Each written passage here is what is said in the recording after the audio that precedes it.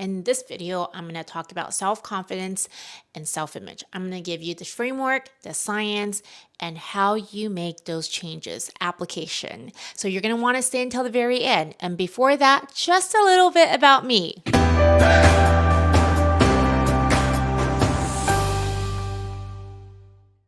I want to take a moment first and really define the definition of what a self-confidence is. Self-confidence is trusting your own ability, your judgments, and your qualities. It's really believing in yourself and the decisions you make, overcoming those challenges that's coming your way, and knowing that you're going to succeed in various situations. And when you feel very secure and you feel grounded about yourself, you no longer need outside validations.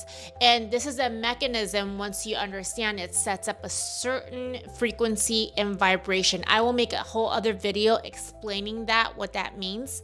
In other words, it radiates you. It really supports you and your goal achieving journey. Where you set your goal, the actions that you take, the attitudes that come out from the action. So self-confidence, it's a quality that is formed in your subconscious mind, which I'm going to lead into self-image. What is self-image? There is a classic book called Psycho-Cybernetics by Dr. Maxwell Maltz. And basically in the book, he talks about we all have two images. One is projecting outside and one is internal. And remember this, you can never outperform your self-image. How you see yourself and your relationship with yourself is going to manifest outwards. So that's why you can never outperform your self-image. Most people, they don't succeed not because they cannot, but it's the belief that they can't, and most importantly, the person that they are not. If a person has a poor self-image, in other words, look at themselves poorly, then they're going to perform poorly.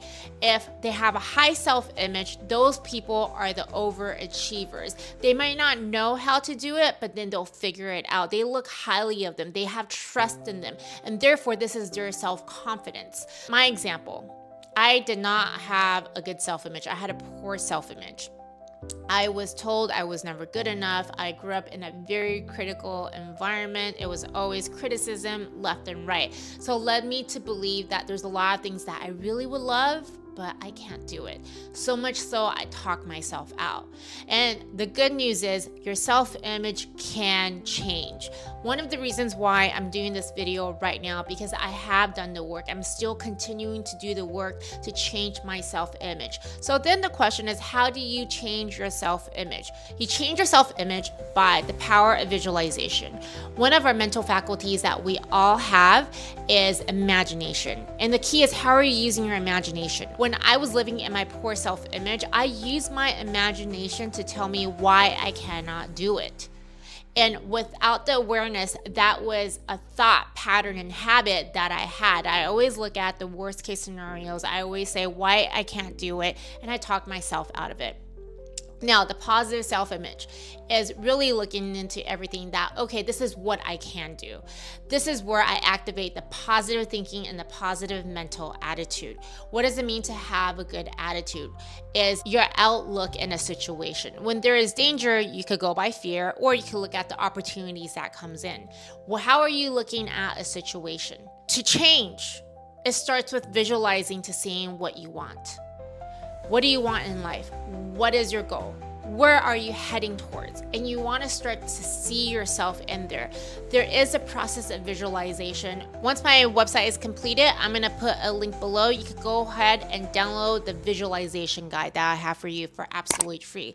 But when you start to visualize the process of life, you start to trigger a feeling with that, and that feeling is something that is very personal. It makes you feel good, and you're going to create a feeling. Whatever thought you have is going to create a feeling, and whatever feeling you have, you're going to start to take an action based on it. So a great example, negative thought gives you negative feeling, which is fear.